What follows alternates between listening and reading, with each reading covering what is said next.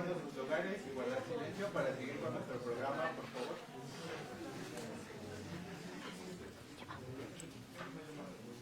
¿Vale?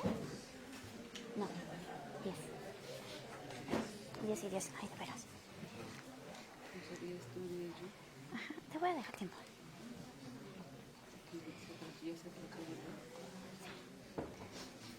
Continuando con nuestro programa, es turno de la mesa número 8 en este primer conversatorio con el tema procesos avanzados de oxidación en potabilización.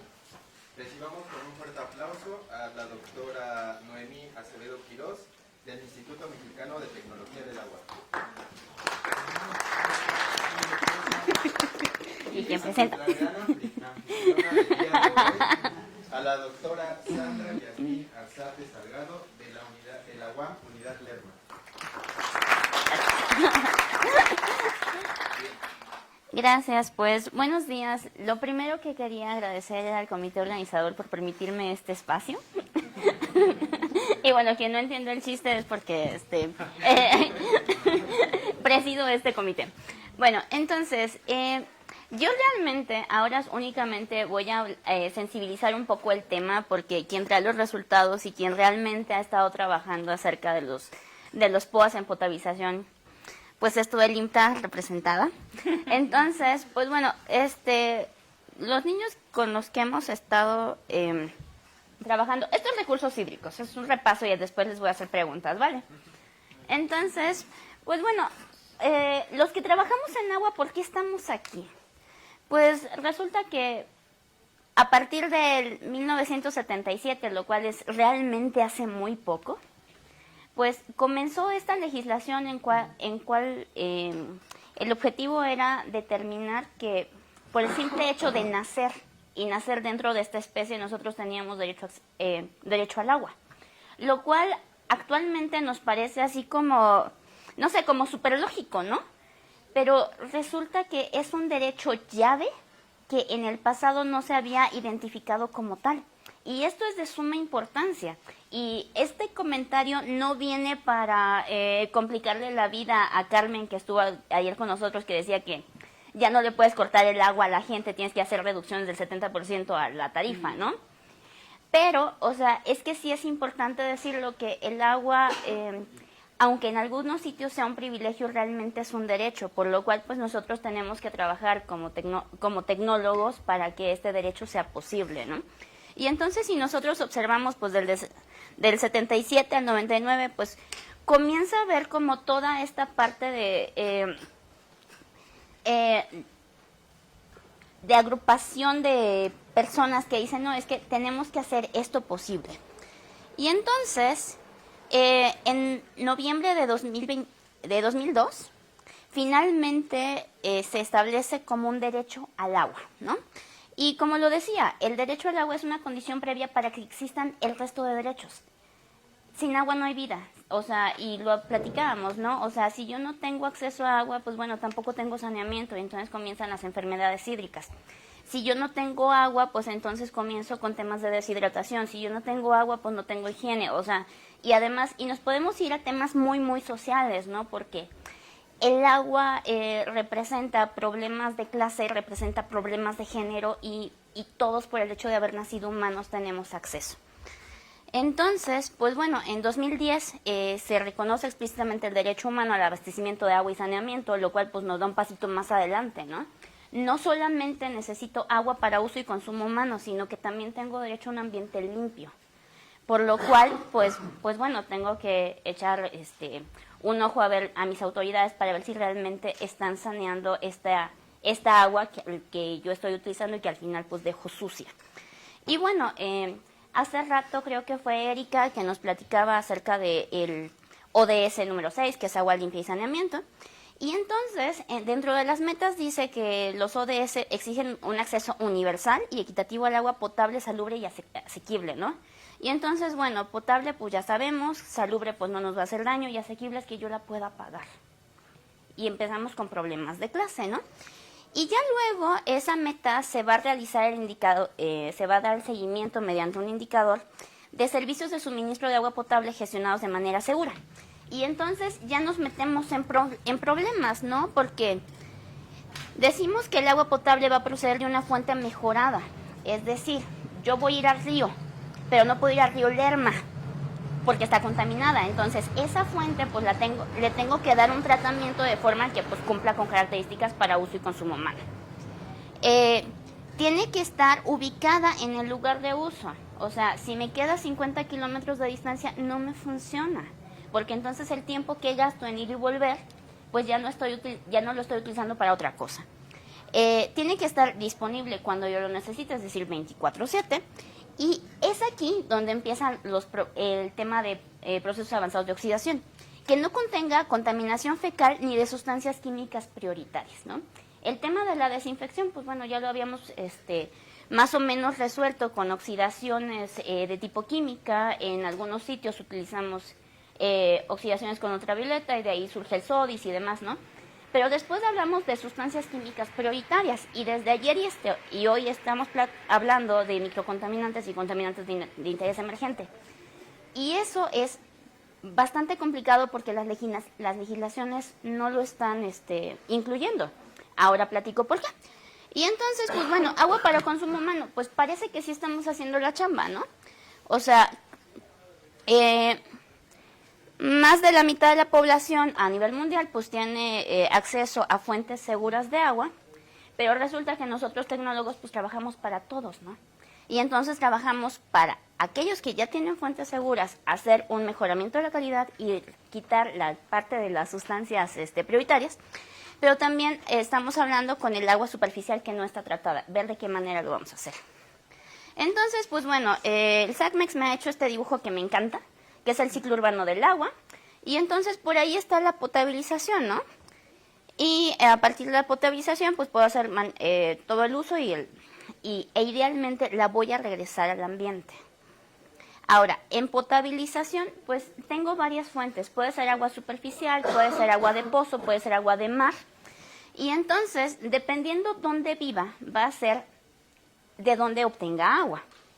Y puede ser lo mismo un pozo que me dé 40 litros por segundo o que venga del sistema Cutzamala, que son 200 metros cúbicos por segundo. Lo cual, al final, pues me va a representar así como qué tipo de contaminación tengo. Si tengo agua superficial, pues voy a tener materia orgánica, voy a tener nitratos, voy a tener a lo mejor fósforo.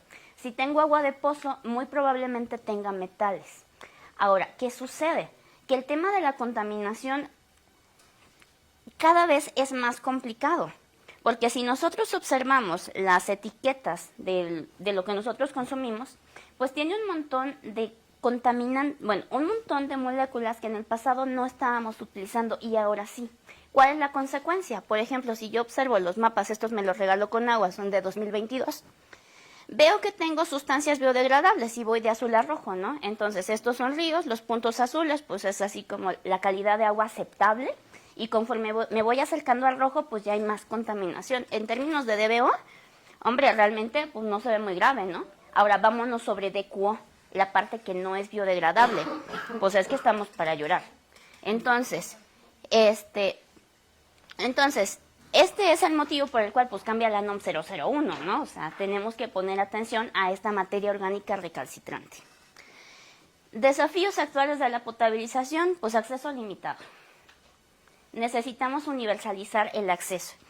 Tenemos infraestructuras obsoletas, porque bueno, si no lo he instalado, pues ya después a lo mejor no tengo dinero para mantenimiento, etc. Y hay una calidad variable. No es lo mismo la calidad de agua que yo puedo obtener del grifo de Lerma que lo que tengo del grifo de Narvarte. Y entonces, pues bueno, a estos desafíos, pues le voy a meter microcontaminantes y contaminantes de interés emergente. Microcontaminantes, recordemos que son aquellas moléculas que están en baja concentración. Por ejemplo, los estrógenos, ¿no? Y contaminantes de interés emergente son aquellos que nos acabamos de dar cuenta que son peligrosillos, ¿no? Entonces, por ejemplo, no sé si lo sabían, pero pues la sacarina es un contaminante de interés emergente. Y no es un microcontaminante porque está en concentraciones bastante elevadas, ¿no? Y bueno, de esto, pues ya más o menos si pudieron pellizcar, pues nuestros investigadores preguntan así como, oye, ¿tú haces análisis de emergentes? Pues resulta que es una técnica carísima, ¿no? porque pues como están a concentraciones de trazas, normalmente, pues bueno, tienes que hacer extracciones, concentraciones, tienes que encontrar un método que sea selectivo, y eso representa costos. Y si no tenía dinero para hacer una planta potabilizadora, pues menos tengo para poner un laboratorio de esa magnitud dentro de esa planta.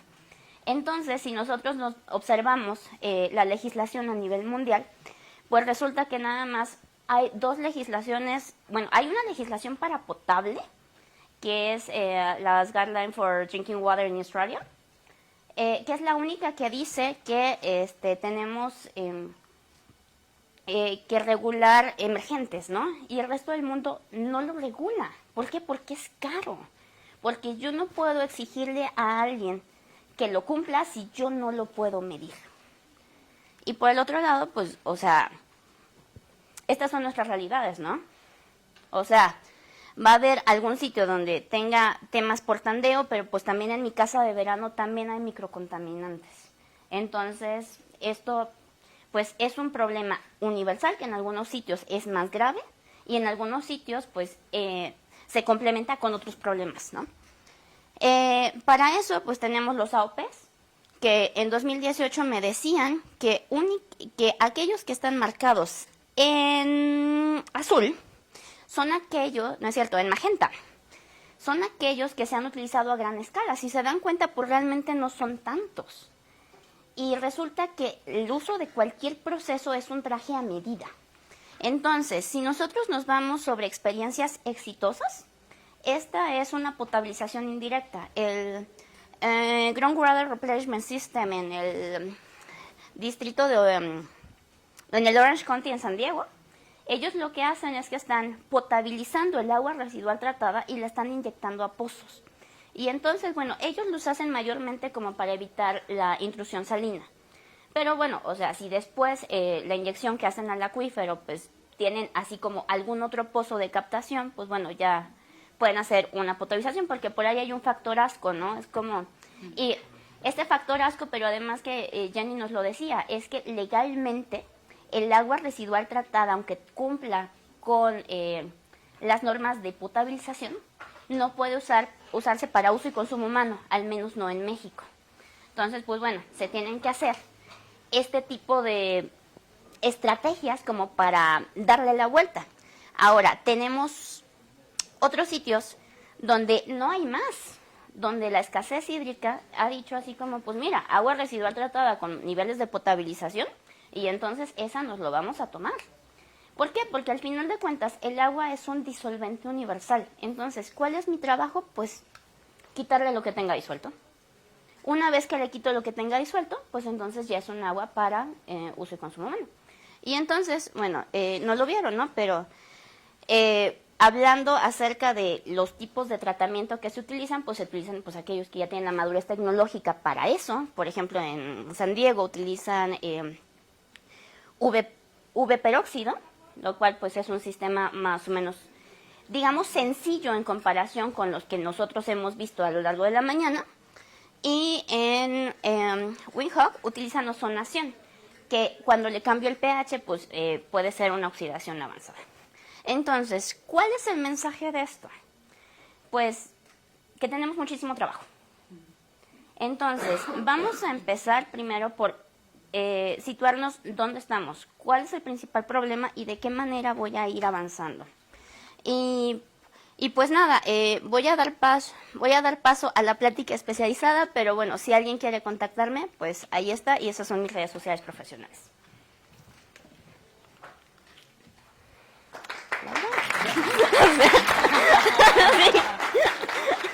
Excuse me.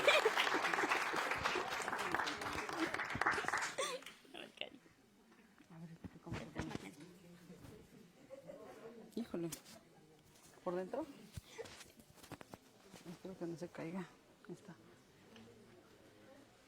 Pues bueno, buena tarde a todos. Gracias por la invitación, primeramente, doctora Sandy. Chicos, creo que han hecho un buen trabajo y los felicitamos.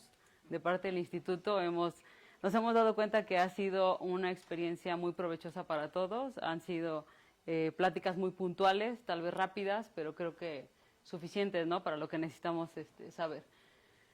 Bueno, Voy a hablarles hoy de un caso que tuvimos nosotros, bueno, como ya hizo una introducción Jenny, que yo también pertenezco al área de potabilización en el IMTA.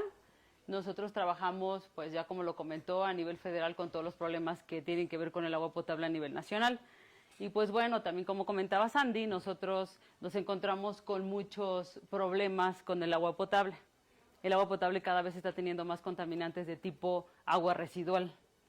Entonces, creo que la parte esta de reuso de agua residual no va a ser como algo tan a largo plazo, ¿no? Lo estamos viendo porque cada vez más el agua potable está pareciendo más contaminada. Como lo comentaba ella también, los retos para poder tratar esa agua cada vez son más difíciles. ¿Por qué? Pues porque están apareciendo contaminantes emergentes, están apareciendo contaminantes recalcitrantes que están siendo muy difíciles de remover por métodos convencionales, y entonces tenemos que utilizar procesos avanzados de oxidación que también se están volviendo insuficientes. Entonces hay mucho trabajo por hacer. Voy a presentarles el caso de un agua específicamente de la Ciudad de México. Como lo comentaron, se trabajó en el 2019 con la rehabilitación de varias plantas potabilizadoras en el SACMEX, que es el sistema de agua potable de la Ciudad de México, y una de esas aguas con las que nos encontramos pues ha sido un reto para nosotros, y hasta hoy en día no hemos podido tratarla en su totalidad por la cantidad de contaminantes que tiene, y muchos de ellos son desconocidos. Entonces, este fue un proyecto interno que se hizo en el instituto y se tituló Fotofenton heterogéneo con escoria de cobre y peroxidación electroquímica. Ahí tenemos un proceso avanzado de oxidación en la remoción de materia orgánica recalcitrante en fuentes de abastecimiento de agua para uso y consumo humano. Bueno, mi nombre es Noemí Acevedo Quiroz. Bueno, vamos a hablar específicamente de esta agua, que es de la Ciudad de México. Es perteneciente al pozo Tuyehualco 10, así es como está denominado, tiene ese nombre, ese pozo. Es el pozo que todos tenemos del agua que nos llega a nuestra casa. El pozo tiene algún nombre y de esa agua nos llega y nosotros podemos utilizarla. Bueno, como se mencionaba también, el agua, para que se considere apta para uso y consumo, debe cumplir cierta normatividad, y en México la normatividad aplicable es la norma 127. Las normas están siendo actualizadas constantemente. Sin embargo, como se mencionaba hace un momento, debido a la escasez grande de agua y a la contaminación tan grande de agua que se está teniendo en la parte de potabilización, pues están encontrando o buscando otras técnicas para poder abastecer a la población, ¿no? Porque al final el agua se convierte en un bien social, y cuando la gente no tiene agua, si ustedes no han tenido agua, cuando lo tengan se van a dar cuenta de lo que les estoy hablando. Bueno, entonces, ¿qué es lo que pasa? Nosotros, ¿qué hacemos cuando llega agua al instituto o alguien llega con una problemática en particular? Como mencionaban también, los diseños de tratamiento de agua son trajes a la medida. Yo te puedo decir, este sistema de tratamiento te va a funcionar para todos los contaminantes del mundo que aparezcan. No, se tiene que hacer un diseño en específico. Entonces llega el agua, lo primero que nosotros tenemos que hacer pues es analizarla por esta norma ante un laboratorio acreditado que nos va a dar los resultados de la calidad que tenga esa agua de manera específica y cuantificable. Nos va a decir qué tipo de contaminantes tiene y en qué concentraciones se encuentran. Teniendo nosotros esta información, entonces ya podemos partir para poder trabajar en un diseño de tratamiento. Podemos tener aguas que son muy fáciles de remover por métodos convencionales que ya conocemos todos, pero cuando los métodos convencionales ya no son suficientes, entonces ya comenzamos a tomar mano de otro tipo de conocimientos, ¿no? Entonces, bueno, esta es la calidad del agua que presenta este pozo. No estamos presentando aquí todos los resultados, pero son los resultados más relevantes, y si se dan cuenta está en rojo todos aquellos parámetros que salen fuera de la norma. La manera en la que está constituida la tabla, tenemos aquí los parámetros, las unidades en las que nos lo marca la normatividad, el valor que se obtuvo del análisis de esta agua, y estos son los límites que marca la normatividad mexicana. Todos estos salen fuera de normatividad, y los que más nos brincan, pues al final, son los que están en flechita, que no están en círculos, que es carbono orgánico total, carbono orgánico disuelto y la demanda química de oxígeno. Estos parámetros se miden únicamente en agua residual, pero nosotros ya los tenemos que medir de manera rutinaria en agua potable, justamente porque está contaminada y tiene algo el agua. Entonces estos datos que nos está presentando esta agua son muy altos, además de otros contaminantes que tiene que no hemos podido caracterizar cuáles son. ¿Qué es lo que hacemos posteriormente? Pues bueno, primero se selecciona la fuente de agua de estudio, la que vamos a tratar. Posteriormente se hace un planteamiento de las condiciones de operación. Para esta agua en específico vamos a llevar a cabo una peroxidación electroquímica en conjunto con un fotofentón heterogéneo. Dependiendo de las mejores condiciones que encontremos para la peroxidación electroquímica, es que a esa agua ya se le va a aplicar este segundo método de tratamiento. Posteriormente a eso se hacen los diseños de experimentos y los acondicionamientos de los sistemas de tratamiento. Se hace la calibración de las técnicas analíticas. Cabe mencionar que hay ciertos parámetros que nosotros podemos hacer en el laboratorio y otros que mandamos al laboratorio porque tenemos que ir comparando de manera específica y cuantificable los contaminantes que nosotros estamos removiendo conforme van pasando las etapas del tratamiento. Tenemos posteriormente la realización de pruebas, el procesamiento de la información, tengo resultados, qué voy a hacer y entonces ya emitimos conclusiones y recomendaciones. Bueno, viene el planteamiento de los experimentos. ¿Qué fue lo que hicimos en esta primera parte? Analizamos diferentes valores de pH. Como lo saben, si queremos que se lleven a cabo procesos de oxidación avanzada, el pH es algo muy importante que controlar. Tenemos que también variamos las diferentes concentraciones del catalizador, que en este caso es el fierro, diferentes concentraciones de agua oxigenada, y también aplicamos o establecimos en las pruebas agua oxigenada antes o después de la peroxidación electroquímica. También ajustamos el pH antes y después de la peroxidación electroquímica. Y finalmente, a los mejores resultados de la peroxidación electroquímica les aplicamos fotofentón heterogéneo. El diseño experimental para la peroxidación electroquímica se hizo con este reactor. Este reactor es de acrílico y está dividido por ciertos paneles.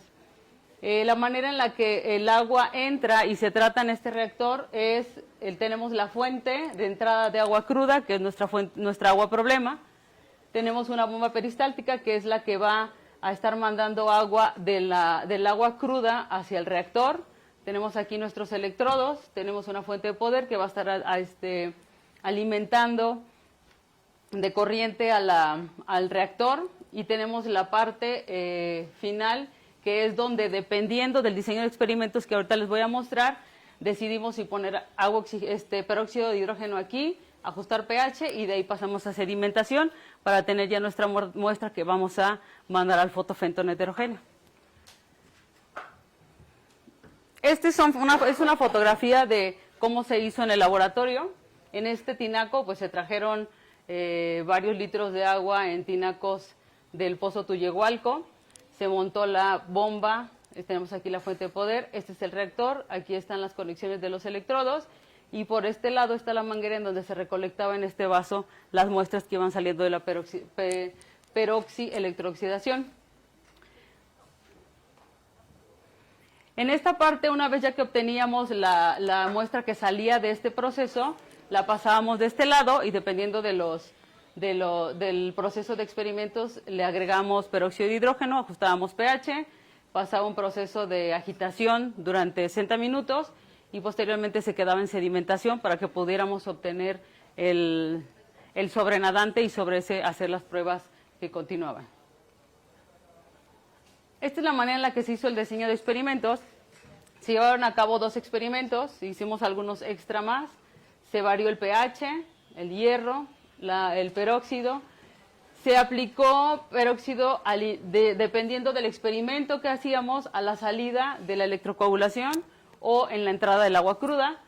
De igual manera se variaba y se ajustaba el pH y el caudal para todos los experimentos fue de 2 litros por minuto. Esta es la manera en la que llevamos a cabo la reacción de manera general. Tenemos aquí nuestro tanque de agua cruda, el reactor, la etapa de agitación, agregando o no peróxido, y la etapa de sedimentación. Para esta primera parte, lo primero que se hace es fijar las condiciones del agua problema en el tanque de agua cruda.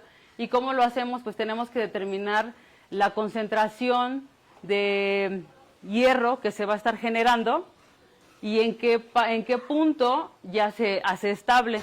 Esta primera prueba para fijación de parámetros se hacen con el agua del pozo del IMTA, o sea, el agua normal que sale del grifo. Nosotros hicimos pruebas, determinamos esta concentración de oxígeno, igualamos las características de conductividad del agua de Tullehualco para tener iguales condiciones, y una vez ya estableciendo eso, ya comenzábamos a hacer el experimento. Bueno, para esta parte, si nosotros queríamos tener resultados, pues teníamos que tomar muestras, analizar ciertos parámetros antes, después y durante el experimento. Tomábamos cierta cantidad de muestra, hacíamos ciertos parámetros nosotros en el laboratorio de potabilización y otros más los llevamos al laboratorio de calidad del agua para saber exactamente la concentración de los contaminantes que nosotros especificábamos que queríamos obtener. Para la etapa de agitación, tomábamos 4 litros de agua, dependiendo del número de experimento que estuviéramos haciendo, agregábamos peróxido, ajustábamos pH, tomábamos y también medíamos ciertas muestras y ya posteriormente pasaba a la etapa de sedimentación, en donde también ajustábamos pH. Tomábamos muestras también aquí después del tratamiento de sedimentación, separábamos el sobrenadante, tomábamos igual parámetros nosotros en el laboratorio y otros más los enviábamos al laboratorio de calidad del agua, para ver hasta este punto cuánto se había removido de los contaminantes de interés. Bueno, el fotofentón heterogéneo, tomando las mejores condiciones de esta primer parte de la experimentación, aplicábamos el fotofentón heterogéneo. Para comparar la eficiencia, se realizaron pruebas utilizando escoria de cobre y peróxido de hidrógeno. Este sistema se combinó con luz ultravioleta partiendo de las mejores condiciones de las dosis de peróxido de hidrógeno y de pH obtenidas en la peroxielectrooxidación. Para el desarrollo de las pruebas del proceso fotofentón con radiación se empleó un reactor de tipo canal fabricado de acrílico, que tenemos de este lado. En el fondo se pone la escoria de cobre y esta se encapucha con un tubo de PVC que contiene en la parte interna la lámpara ultravioleta, que es la que va a estar irradiando la luz. La escoria de cobre la obtenemos de este tamaño original y la tenemos que pulverizar para alcanzar una mayor superficie de contacto de la reacción que estamos queriendo obtener. Tenemos aquí el diagrama, cómo es que se lleva a cabo la recirculación del agua problema que tenemos. Y este es el modelo que está aquí. Bueno, aquí está todo envuelto en papel aluminio, porque obviamente lo que queremos es que la luz ultravioleta se concentre dentro del contaminante que va a estar pasando y recirculando con esta bomba peristáltica alrededor de todo el reactor. Bueno, para los resultados, en cuanto a la peroxidación electroquímica, se puede concluir de estos resultados lo siguiente. Con el agua problema no se alcanza el 100% de eficiencia de producción del hierro.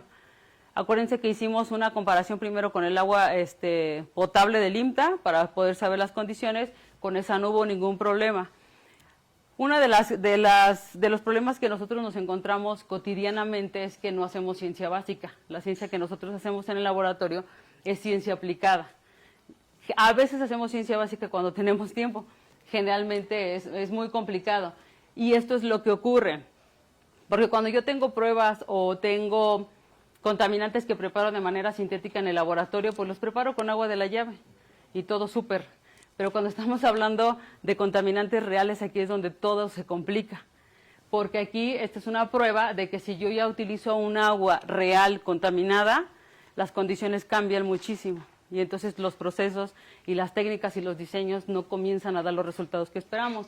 Entonces, dice lo que indica que hay iones que están interfiriendo en la disolución de los electrodos. El aire no contribuye significativamente a la precipitación del hierro, es decir, los gases producidos durante la hidrólisis del agua y el oxígeno presente inicialmente en la misma no son suficientes para oxidar el hierro que se está generando. Hay más hierro disuelto a la salida del reactor con el agua del pozo Tullehualco que con el agua sintética, dígase el agua potable del IMTA, y podría ser por diferentes razones. Una de ellas es que no ha llegado a la misma saturación de oxígeno que con el agua sintética, y el pH con el agua sintética fue mayor que con el agua problema, favoreciendo la precipitación del hierro. O incluso que suceda un fenómeno de complejación del hierro, posiblemente con la materia orgánica que evita que precipite una parte. El hierro producido por el reactor de electrocoagulación, aún iniciando a pH 3, se encuentra totalmente precipitado a la salida de este. Esto pone en duda que el proceso Fenton se lleve a cabo de forma adecuada. La presencia del peróxido a pH 3 dificulta la operación del reactor por la excesiva formación de espuma. Aquí no les puse una fotografía, se me pasó, pero cuando ocurre esto, la parte de arriba donde están todas las conexiones de los electrodos a la fuente de poder se eleva de espuma, entonces ya no te permite seguir con el experimento. Ok, los resultados también nos muestran que la demanda química de oxígeno aumenta con el aumento de la concentración de peróxido de hidrógeno. Si se dan cuenta, en la tabla que les mostré inicialmente, había variaciones de concentración de peróxido de hidrógeno en cada uno de los experimentos que mostramos. Pues bueno, nos dimos cuenta que que hay residual de peróxido de hidrógeno al final. Esto nos puede dar falsos positivos en la concentración de DQO, lo que entonces yo ya no sé si en realidad es DQO, si sí funciona el sistema o qué está pasando aquí. Entonces esta parte la tuvimos que atender. Se puede eliminar el peróxido de hidrógeno residual de forma eficiente en los 45 minutos de procesamiento de la muestra, y es importante señalar que el error es mayor si no se elimina la interferencia. Las pruebas de peroxidación electroquímica y fotofenton, de manera general, ¿cuáles fueron los resultados? La peroxidación electroquímica y el fotofenton heterogéneo, utilizando escoria de cobre ultravioleta, presentan eficiencias similares de remoción de materia orgánica recalcitrante del tipo encontrada en el pozo Tullehualco 10. Ambos logran remover alrededor del 50% de la contaminación mediante indicadores indirectos como son la absorbancia, la DQO y el carbono orgánico disuelto. En cuanto a la remoción del color verdadero, la eficiencia promedio de los dos sistemas es alrededor del 80%. Esto indica que estos procesos avanzados de oxidación logran romper los enlaces cromóforos, que son los que le dan el color a los compuestos, pero no llegan a la oxidación total de la materia orgánica. O sea, tenemos una disminución de unos contaminantes, pero no de todos. Los tiempos de reacción en ambos procesos fueron de 97 minutos, considerados adecuados para la aplicación de una planta real de potabilización. Los experimentos que nosotros llevamos a cabo en el instituto siempre tienen miras a llevarlos a escala, porque pues obviamente es un problema y nosotros tenemos la tarea de resolverlo. Entonces todo lo que hacemos debe ser escalable y de manera inmediata. Ambos sistemas requieren de ser probados a escala piloto para obtener los parámetros de diseño que permitan su escalamiento, por lo tanto no se pueden calcular en esta etapa del estudio los costos de inversión y operación. Sin embargo, sí se pueden considerar algunas ventajas y desventajas comparativas. La fotofenton heterogénea no requiere de la disminución hasta el pH 3, lo que repercute en un ahorro considerable de ácido y base para ajustar el pH. Requiere de una menor área de terreno al instalarse, viéndola como una proyección. A que el fotofenton debe trabajar con espesores reducidos de agua para que la radiación UV actúe directamente en el catalizador, ¿no? Aquí un problema que tenemos es esta parte en donde la radiación ultravioleta debe ser suficiente para poder llevar a cabo las reacciones que necesitamos, el cual es muy pesado para mantenerse en suspensión. En todo caso, se requieren más estudios para un diseño óptimo de reactor que permita un lecho fluidizado en una óptima radiación en todo el volumen de agua a tratar, como algunas de las que ya vimos hace un ratito aquí. Ambos requieren energía eléctrica, la peroxidación electroquímica para producir el coagulante y el fotofenton para mantener la radiación ultravioleta. Sin embargo, todo indica que en cuestión de costos de operación, el fotofenton heterogéneo será más económico si se logra tener un reactor eficiente que ahorre área. Y la peroxidación electroquímica, además de la energía, el consumo de las pruebas de hierro, además de la posible pasivación de los electrodos, son un factor en contra. Y eso fue lo que nos pasó a nosotros. El aumento de los tiempos de reacción en ambos sistemas puede elevar la eficiencia, pero se requiere profundizar más en el punto crítico costo-beneficio que permite aplicar una aplicación real a las plantas potabilizadoras que no cuenten con suficiente espacio, porque como también se hace rehabilitación de lo que tienes, lo tienes que trabajar. Y finalmente, profundizar en eliminar las mediciones debidas a la presencia de peróxido residual. Y por mi parte es todo.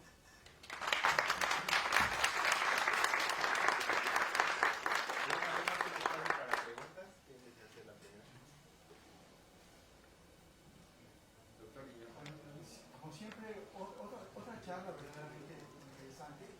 Hace rato conversaba con uno de los expositores en relación a los mecanismos como el agua se contamina. Me comentaba que por un lado son las industrias que vierten sus desechos y son aguas con cierto tipo de contaminantes. Y por otro lado son los desechos que vienen de las zonas urbanas, de las zonas habitadas por los seres humanos. Es otro tipo de aguas y requiere otro tipo de tratamiento.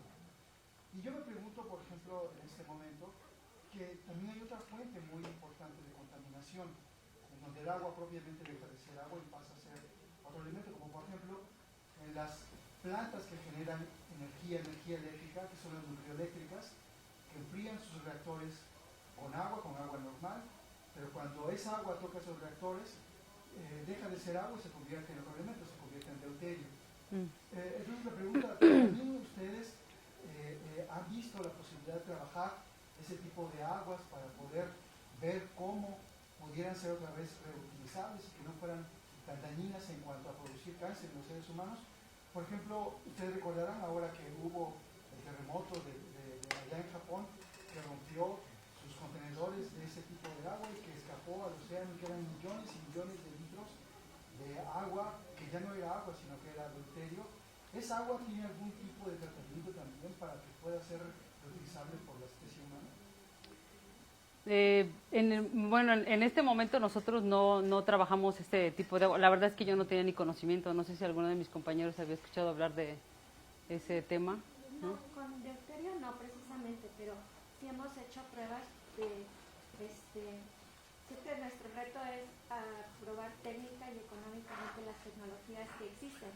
Y en algún momento en Durango nos solicitaron un proyecto para potabilizar agua proveniente de aguas del laboreo de mina, que es la mina La Platosa, que es una de las más grandes del mundo. Entonces ellos tienen pozos que de achique en subterráneos, extraen el agua y está muy contaminada, además de arsénico, fluoruro, sulfatos.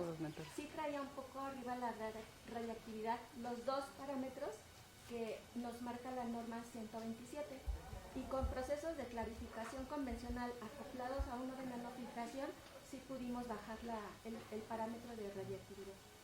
Muy interesante. Muchas gracias. Doctor Ruiz. Antes que nada, felicidades por la presentación, fueron unos datos muy interesantes. Felicidades a la doctora Sandy por venir de tan lejos, tomarse el tiempo de estar aquí.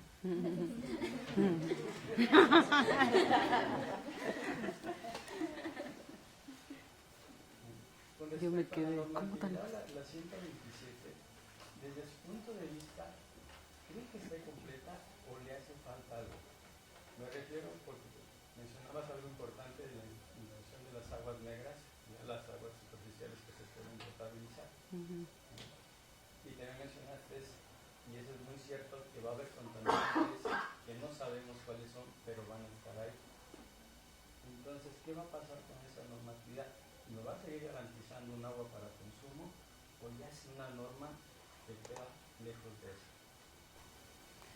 Pues justamente ese es el tema que nosotros ahorita estamos tratando en el instituto, justamente por todos estos temas que han surgido del agua regenerada, ¿no? Sabemos que, por ejemplo, hay áreas que se encargan de rehabilitar pozos a partir de tratamiento de agua residual. Esas aguas se vuelven a inyectar en los pozos profundos y después otra vez de manera natural se extrae el agua, ¿no?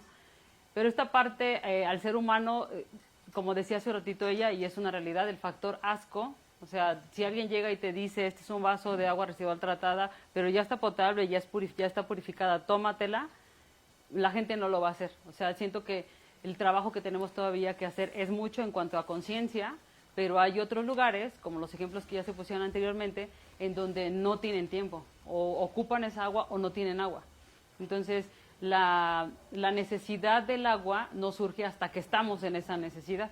Y si no tenemos agua, no vamos a tomar conciencia de lo importante que es cuidarla. Ahorita yo creo que mucho del trabajo que tenemos que hacer es de conciencia. Tenemos que trabajar mucho en la manera en la que utilizamos el agua, porque no todos tenemos agua de fácil acceso potable en nuestros hogares. Entonces, yo creo que la normatividad en México tiene que cambiar definitivamente, porque hay lugares aquí en México donde ya no se tiene agua, donde tienen agua 2 horas al día, 2 veces a la semana, pero hay personas que tenemos agua todo el día, 24 horas sin problema. Entonces, la contaminación está avanzando, la urbanización está avanzando, los contaminantes cada vez se están volviendo más difíciles de remover. Entonces, nosotros estamos trabajando ahorita en un proyecto de norma, como ya lo mencionaron, para poder saber qué cambios se puede hacer a esa normatividad, o no sé, tal vez crear otra normatividad para así comenzar a darle entrada al uso de agua regenerada. Ahora, en cuanto a los contaminantes que tiene el agua y que no sabemos qué a veces tiene, pues sí es muy importante, porque si a mí me traen un agua y me están asegurando que no tiene ningún contaminante, pues como buen ser humano yo necesito que tú me compruebes que eso es cierto, ¿no? Entonces, ¿qué necesito? Pues una lista de análisis que tú le hiciste donde demuestras que esa agua ya no tiene ningún contaminante. Y uno de los contaminantes más difíciles de quitar pues son los emergentes. Son todos estos que nos están costando mucho trabajo de remover.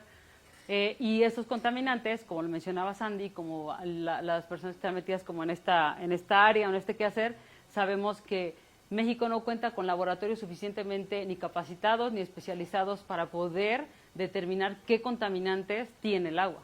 Y justamente son los del apartado 14 de la norma 127, ¿no? Todos los emergentes, aromáticos, todos estos que te marcan estas tablas, que si tiene alguno de estos tienes que hacer como otros 30 más, ¿no? Además de que son análisis muy costosos, justamente porque como los encontramos en cantidades muy pequeñas en el agua, entonces necesitamos técnicas más especializadas, más finas, para que me puedan decir cuánto tiene de eso, ¿no? Porque no es lo mismo que yo me tome un agua cristalina que me dicen que no tiene nada, pero tiene metales pesados que no tiene ni olor, ni color, ni sabor. Entonces, no sé si me estoy tomando algún tipo de metal pesado. Entonces, siento que esta parte de la cultura tiene que ir cambiando en cuanto, desde la normatividad mexicana hasta la parte de la concientización de los seres humanos, ¿no? En cuanto al uso que le damos al agua. Porque a veces como tenemos mucha agua, decimos, pues yo tengo agua, ¿no? Entonces, sí, esta parte se tiene que, como que este paradigma y la manera de pensar de las personas se tiene que cambiar, para que no lleguemos a un punto en donde no nos quede de otra que utilizar esa agua, no teniendo la información suficiente de lo potable que es para consumirla. Sí, de hecho, bueno, nosotros hicimos un estudio cerca del río Lerma, en varias noyas y pozos. Y es un agua, como tú dices, se ve cristalina, pero está altamente contaminada. Arsénico, nitrato, un carbono orgánico muy alto, un ADQ muy alto. Pero cuantificamos dos elementos como el litio y el vanadio. No están normados, pero en el límite, en las normas internacionales, están por arriba, pero no están normados aquí. Pero son contaminantes que con el tiempo pueden causar daño renal y daño hepático. Pero la gente, como ve el agua cristalina, sí la consume. Sí. O a veces la hierve, o a veces la clora. Pero el problema es que, les comentaba, cuando la clora ni tiene materia orgánica, porque tiene materia orgánica, forman clorometanos, que son sustancias cancerígenas. Y cuando la hierven, concentran, y ahora sí salen fuera de norma. Entonces tiene una problemática tan fuerte ahí, la necesidad que tiene en distribución de agua potable, pero es por tender, se convierte en la fuente principal de la consumo. Pero es algo que hacemos estudios, pero ya no podemos hacer más. Sí. Incluso hasta nos amenazaron y enseñamos toda esa información que tenemos ahí, precisamente porque con agua quiere cerrar en las normas. Entonces estamos así amenazados, si ustedes difunden, ustedes les de agua. Pero aquí lo triste es que está consumiendo, ¿no? Y al final es una norma que sí, no sé si ya no está aplicando, porque la contaminación del río Lerma es impresionante. Y hay estudios que demuestran que se conecta a los pozos y no a los pozos. Sí. Ese comentario, ¿no? O sea, si tal vez se tiene que incluir un parámetro que englobe lo que yo no puedo conocer, lo que yo no puedo ver, pero al menos que me diga, hay algo ahí, alerta, ¿no? Un punto rojo para que yo lo pueda abordar de una forma distinta. Porque todo esto se complica, ¿no? Entre más contaminado está, los sistemas de tratamiento colapsan. Tenemos que entrar a los sistemas más avanzados, más costosos, como las cuestiones electroquímicas, que a veces no sabemos si estamos oxidando completamente hasta CO2. Puede ser que nada más hagamos una oxidación parcial, que estemos generando contaminantes más tóxicos. Exacto. Que tenemos. Sí. O sea, realmente estamos en una problemática. Sí. Sí, yo que sí. Perdón. Lulu. Bueno, comentando sobre el tema de normatividad y la formación de nuevas leyes, o sea, por ejemplo, yo creo que uno de los casos más representativos de cómo se norman los microcontaminantes es el caso de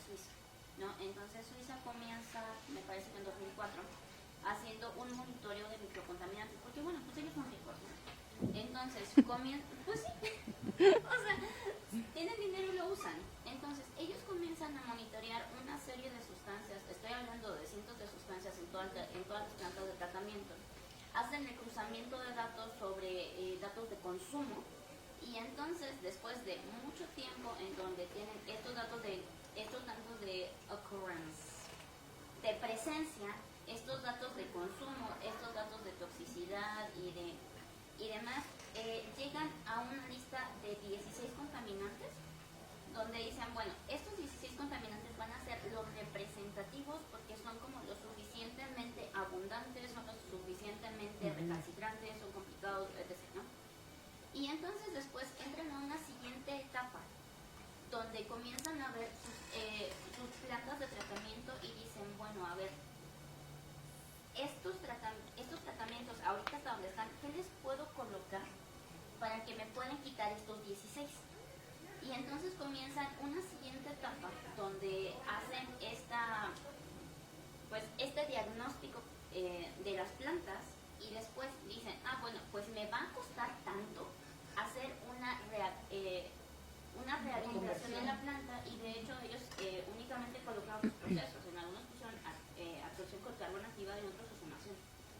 Y entonces, una vez que ya sabían que podían identificar, o sea, que tenían así como la lista de contaminantes, que tenían la tecnología para removerlos, entonces ahora sí emiten la norma.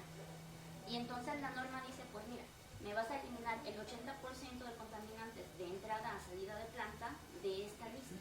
Y entonces es una norma que, o sea, a mí me parece como medio rara, ¿no? Porque estoy acostumbrada a los límites, a los límites en cuanto a concentración, no a un porcentaje.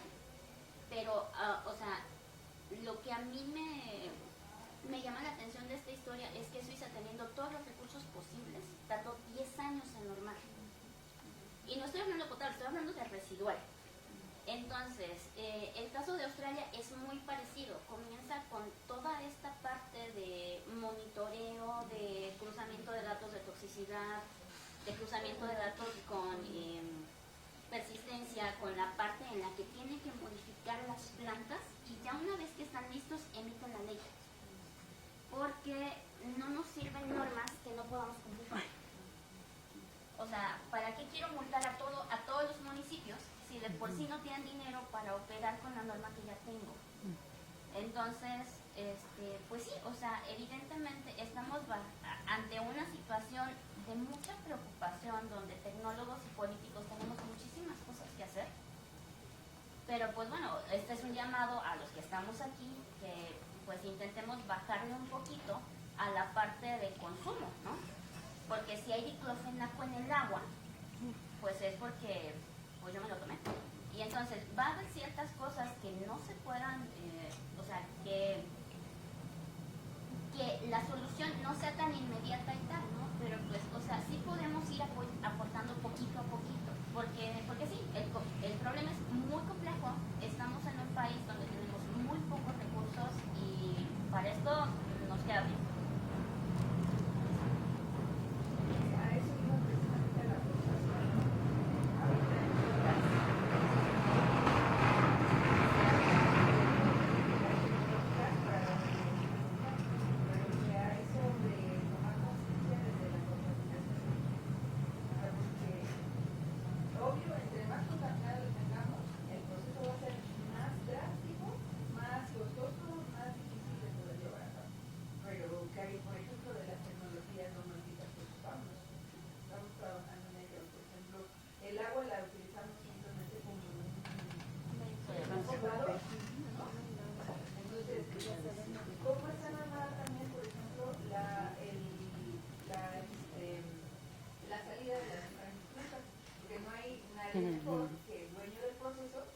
Ese es otro tema.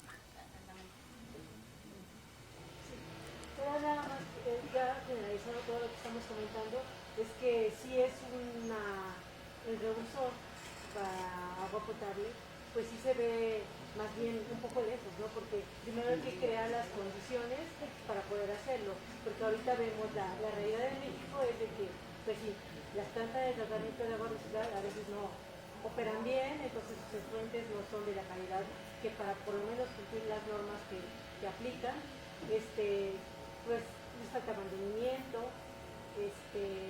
no tenemos las técnicas analíticas ni la infraestructura para poder darle seguimiento, pero pues sí, como comentamos, pues creo que hay que ir poquito a poco, ¿no? Para crear mucha conciencia tanto en las personas que son responsables de los sistemas de agua, del gobierno, de las universidades, y todos como usuarios del agua, ¿no? Sí, pues está...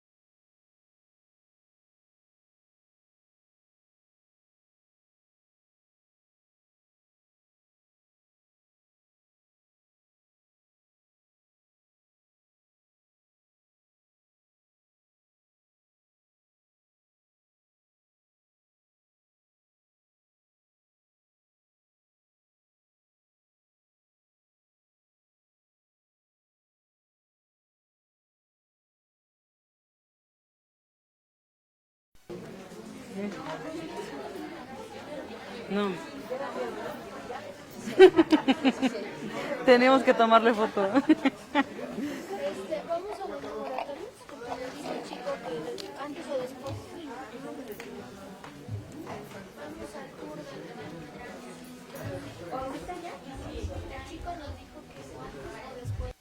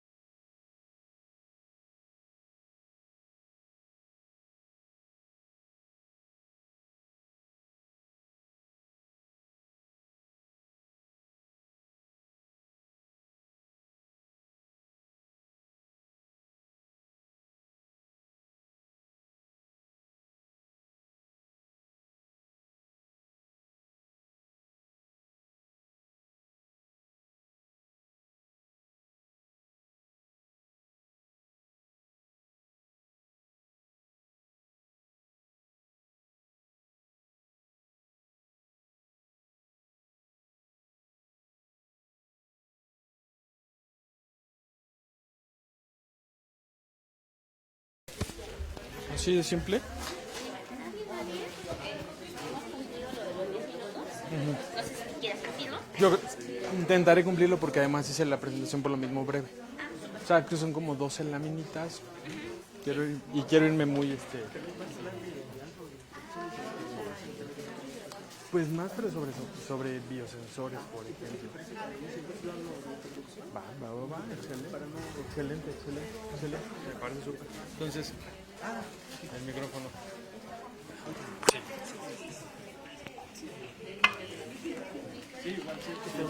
Sí, para llevar el...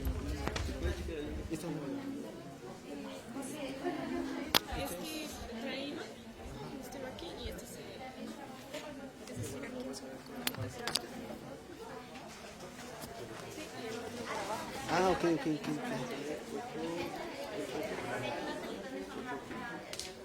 los dos.